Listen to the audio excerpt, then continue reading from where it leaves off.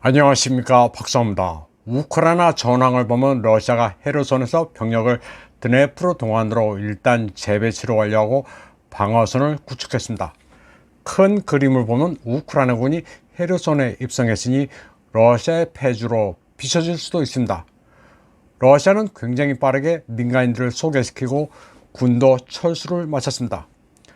러시아 국방부는 이 과정에서 병력 손실도 전혀 없었고 무기 장비도 온전히 후방으로 뺐다고 밝혔습니다. 또 우크라이나군이 발사한 하이마스의 대부분을 요격하거나 제밍으로 떨어뜨렸다고 말했습니다. 서구 미디어들은 러시아군이 후퇴하면서 강에 빠져 수장됐다느니 하는 거짓 선전을 늘어놓고 있습니다. 또 수많은 무기를 버리고 후퇴했다면서 영상도 공개했습니다. 그러나 영상은 그냥 찍어서 우기면 그만입니다. 우크라이나군의 부풀리기 전황 가시는 믿을 게 못 됩니다. 그들이 흑백을 전도하는 것은 기본입니다. 우크라이나군이 남부의 거점 도시 헤르손을 점령함으로써 협상에 유리한 고지를 점했다 어떻다 해석을 하기도 하지만 정전은 쉽지 않습니다. 우크라이나군이 헤르손에는 입성했지만 한편으로는 러시아의 덫에 걸려든 것은 아닌지 우려하고 있습니다. 젤렌스키는 러시아군이 철수하면서 헤르손의 통신, 수도, 전기 등 인프라를 파괴했다고 주장하고 있습니다. 이제 우크라이나를 기다리는 것에는 동장군도 있습니다. 크렘린은 헤르손이 분명한 러시아 영토라면서 반드시 다시 찾겠다고 공언했습니다.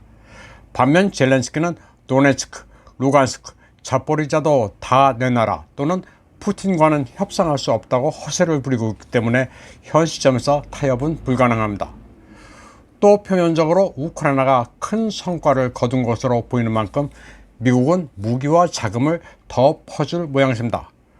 논리적으로 우크라이나 니들 보니까 잘 싸우네, 최후의 승리를 거둘 때까지 계속해, 이런 그림이 만들어졌기 때문입니다. 그런데 딜레마는 미국이 이제는 여력이 없다는 점입니다. 그래서 미국은 동맹인 유럽의 팔을 비틀며 대우크라이나 지원을 쥐어짜고 있습니다. 그리고 계절적으로 라스푸시차는 곧 끝납니다. 기온이 급강하에 드네프르 강이 얼어붙으면 러시아로서는 화력을 무자비하게 쏟아부을 수 있습니다. 헤르손에서 민간인들이 모두 빠졌으니 인정사정 보지 않고 포격을 하면 우크라이나군을 괴멸시킬 수도 있습니다. 서구 미디어들은 또 헤르손 후퇴로 푸틴 대통령의 리더십이 크게 손상됐고 측근들이 등을 돌렸다는 거짓 선전을 늘어놓고 있습니다. 대체로 서구의 망명한 러시아인들이 분석이랍시고 게재해주는 칼럼을 근거로 크렘린 내부 사정에 정통한 것처럼 떠들어대고 있습니다. 조금이라도 건덕지가 있으면 침소봉대하는 게 서구 미디어들의 특성입니다. 푸틴 대통령의 측근이 반기를 들었다면서 대중들을 현혹한 대표적인 기사가 있습니다. 바로 영국 정크 미디어 미러의 기사입니다. 특종이라면서 헤르손의 패배 이후 푸틴의 하야 또는 그대로 죽으라고 하는 요구가 나왔다고 서술하고 있습니다. 서구 미디어들이 그동안 푸틴 대통령의 정신적 지주라고 떠들어댔던 철학자 알렉산드로 두긴이 그런 요구를 했다는 거였습니다. 가장 최측근이라는 두긴이 이 정도니 푸틴 정권은 이제 끝났다고 주장했습니다. 그런데 전후 사실관계를 보면 이렇습니다.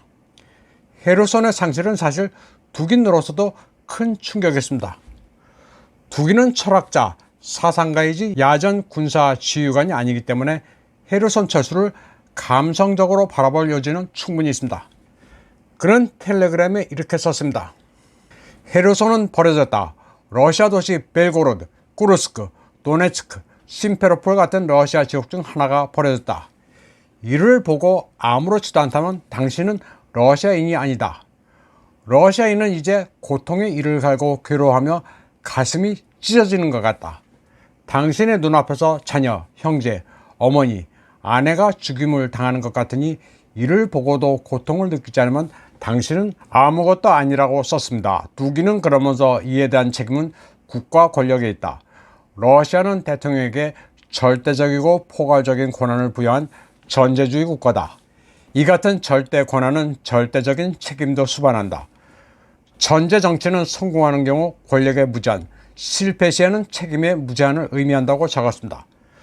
두긴이 푸틴 대통령에게 나가 죽으라는 식의 언사를 했다고 보도한 영국의 정크 미디어 미러는 두긴의 머릿속을 들여다봤다는 식으로 건너짚었습니다.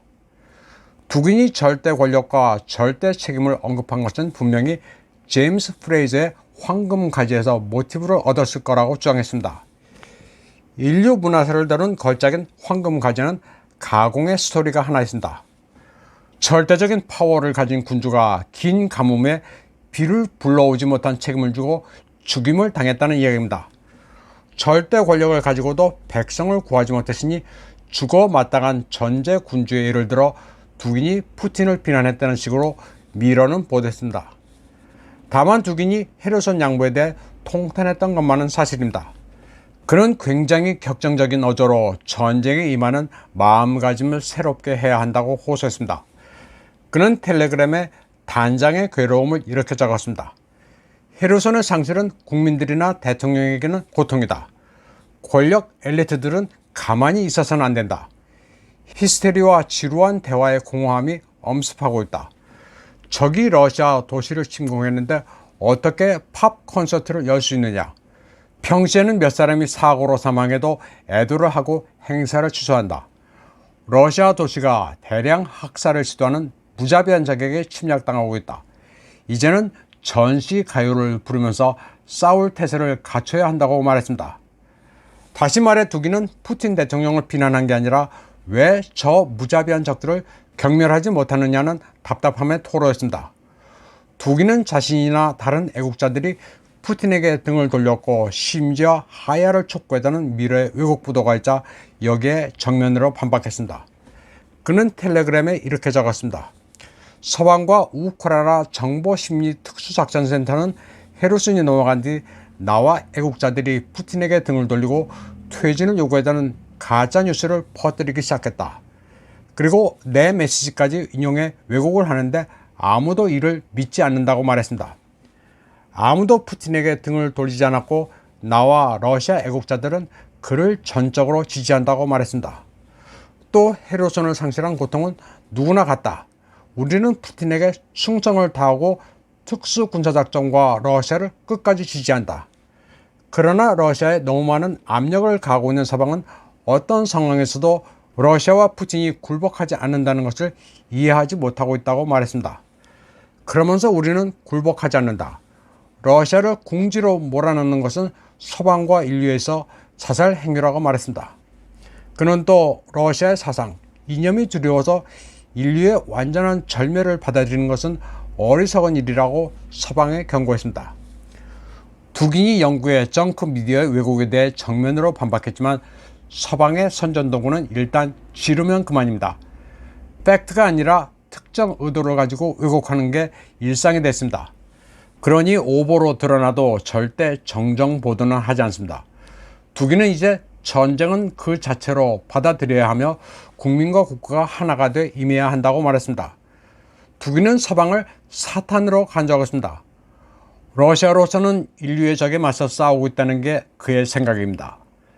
이번 방송은 여기까지 하겠습니다. 시청해주신 여러분 감사합니다.